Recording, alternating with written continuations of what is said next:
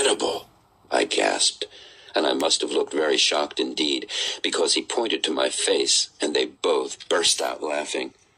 "My friend," he said, leaning forward toward me, "in this business you will only achieve what your habits of belief allow. I chose Kazuko because I saw that she believed anything was possible. She had no limitations in her paradigm for network marketing in Japan. She had none for herself either. She did not believe that it couldn't be done, and she refused to listen to anyone who told her otherwise. Ignorance is bliss," Kazuko added, smiling. "It's true. I had been blessed with parents who raised me to believe I could do anything I wanted, anything I set my heart and mind to. And that was quite something for a Japanese woman to grow up with, believe me. Besides," she said, "my dear friend here spent literally every waking hour of every day with me for almost 6 months to get our business started. All I did was follow him around, translate, and do what he taught me. That in itself was one of the most powerful lessons I learned.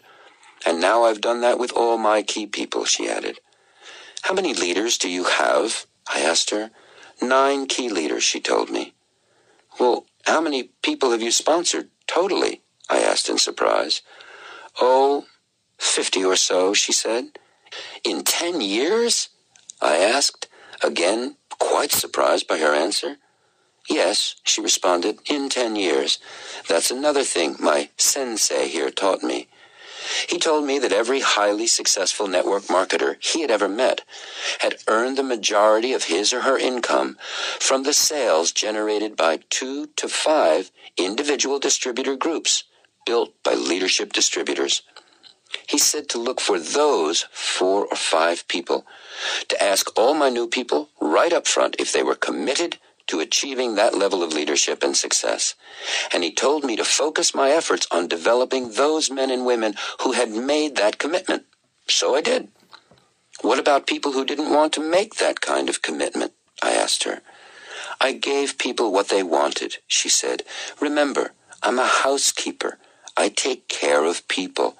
So I simply provided people the level of support and gave them the time and attention that was appropriate for where they were and what they wanted to accomplish. But I was very clear what I wanted.